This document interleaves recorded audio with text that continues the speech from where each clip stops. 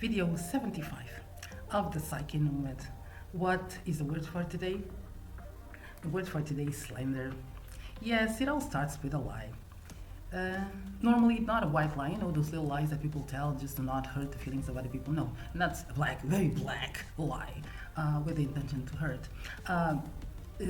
Why am I talking about slander? Because it's to help you, okay? Because some people might be going through it and it's hard because sometimes it's kind of a snowball. It seems like it doesn't stop. But let me try and help. I don't know, make a perception out of this. So let us say that someone starts a dark lie, a black lie, okay? Because they have the intention to hurt. They have the intention to hurt your image. They have the intention to slay you. They have the intention to kill you spiritually. But we're going to get there. So someone starts a lie. And normally it's a small thing.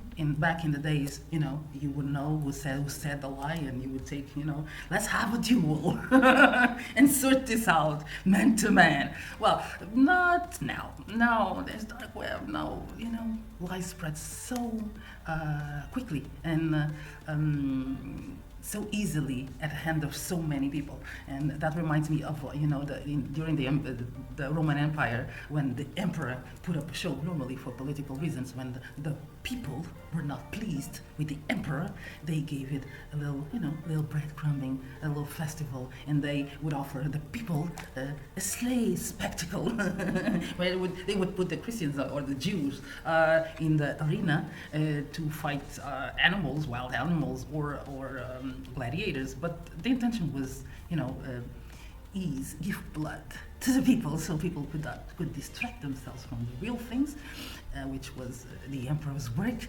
and they wouldn't feel it was to please the people. But that reminded me, but it's not exactly the parallel, because when we have a spectacle of a slandering spectacle, the person that conveys the black lie is not necessarily an emperor. The emperors are the other ones, the ones who profit politically or financially with that. But I want to help you with this. How? Because it's hard. Can put people into depressions, because it all starts. It's a snowball. It all starts with a small lie.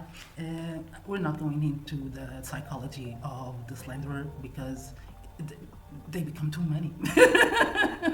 They become too many, but the original one, it's a small lie. Is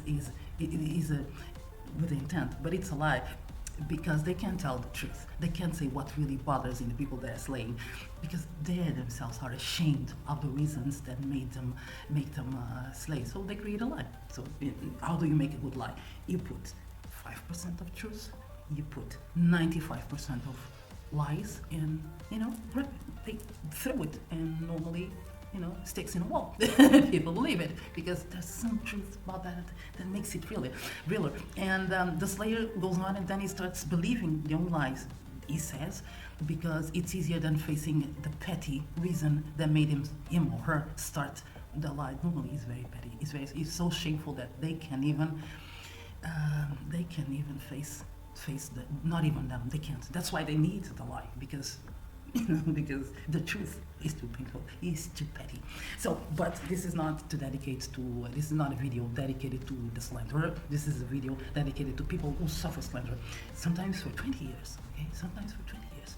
And it takes sometimes with a long process. Some people don't get over it. Some people don't get through it because they can't handle it. They get into depression. So, how do you manage? I'm not going to give you a formula. I'm just saying that's one way to deal with that, okay? You use it the best way you can. So, because, the lies begin. So, how do you know that people are slandering you in your back? Normally, they don't say it to your face, because that's not the goal, okay? The goal is you self-torture yourself. You self-destroy yourself. You self-sabotage yourself. That's the goal. That's the big goal. And how do you know? People that you don't know, or, acquaintances suddenly start talking or addressing to you in a very familiar way, in a way that you don't understand. Why is he behaving so familiar? Because he or she believes that knows things about you. Okay, that's why. And then you have the other people, which are the ones that you supposedly trusted, or people closer to you, that start lowering their eyes. Those are the ones who feel ashamed. Those are the ones who are feeling the chronic shame of whatever is being said and tossed around about you, and they don't even. I'm not sure. Some people think about it, some people don't. But they feel ashamed of knowing whatever it is, and they don't feel comfortable enough to tell you, or I don't know, to confront you, or somehow there's a part of them that agrees with that, and they lower their eyes. Those are the ones who start suffering from chronic shame, from the shame from another person, not their shame, but somehow it's their shame too. So how do you deal with that? Because in the process, you start losing, relationships, because that's one of the goals of the original sinner. Okay, sinner is like that. That's one of the goals. You start losing relationships, and then when you perceive what's the underlying message that is being conveyed, what is the temptation? Back then, at that stage, you have a little mud in the floor, okay? A little mud. He's a little mud. And you're wearing white trousers, okay? So, but it's not yet, dirtying your trousers, but you have a little mud in the floor.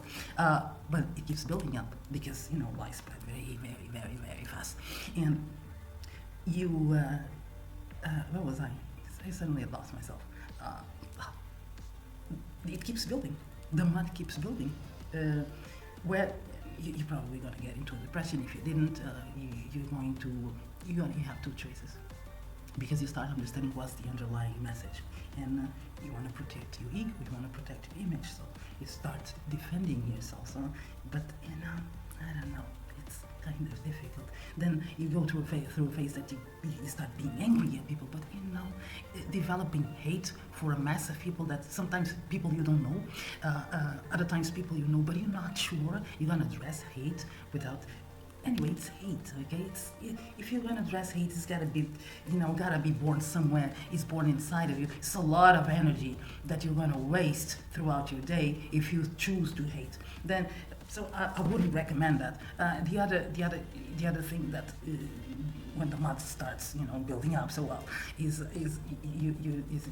if they're saying those bad things about me, well, I might as well become. I'm not sure, because I'm not sure that's the right thing to do, because that's an agreement you're making to become something that somebody else decided, and you're getting along. You're making an agreement. You're getting along with that.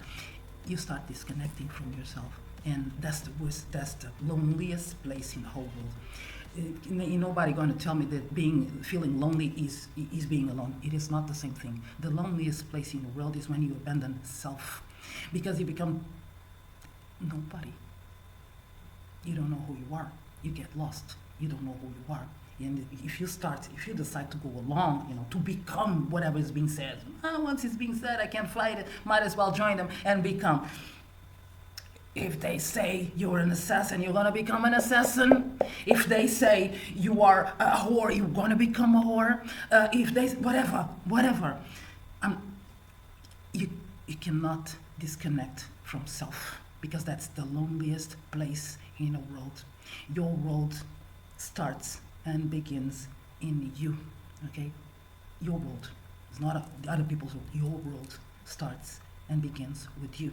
If you don't exist, there is no your world anymore. And I don't mean just physically. We have a soul, we have a spirit, we have gifts, we have talents, we are.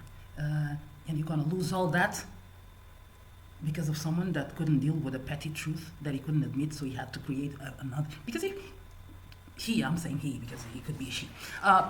So that's the point where you're going to decide if you're going to, sink in the mud and dirty your white trousers, or grow some wings. Yeah, because sometimes, yes, the way you gotta higher your standards. You gotta make your standards higher, a little bit higher, and that's the way to get out of that mess. You don't swim in the lake of mud. You don't swim against the mud. you raise above the mud. How do you do that? First thing you gotta know is I'm going to repeat myself because I said it in the last video. Know yourself, so no one can use you against yourself. That's how that's how you raise your wings to raise yourself above the mud.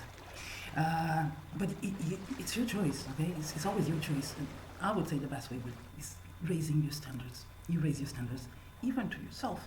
No, foremost to yourself. You raise your standards for yourself. And when you start raising your standards for yourself, if you have to become something you want to become, not something that someone decided that you would be. You become, well, if they're slaying on your name, might as well start, that thing that you like to do so much back in college, but you didn't choose that because you thought it wouldn't bring you money, so you started studying some. Do that. Do things that you didn't express because you were so afraid of that people would not accept you if you would say it. Start expressing them. I'm not saying to hurt no one. I'm just saying be yourself. That's how you raise your standards, because between becoming mud and becoming whatever it is that you have inside of you that had no room to grow because you were too busy being sociable. Okay? Because there's nothing wrong with being sociable, but being sociable in an environment that literally wants to kill you spiritually, I don't know. It's a choice. Everybody's life, and each one, is not everybody's life. It's a choice. It's a personal choice. But I wouldn't advise it. I hope it helped. I hope this helps somehow. I hope this helps. Truly. Have a nice Sunday.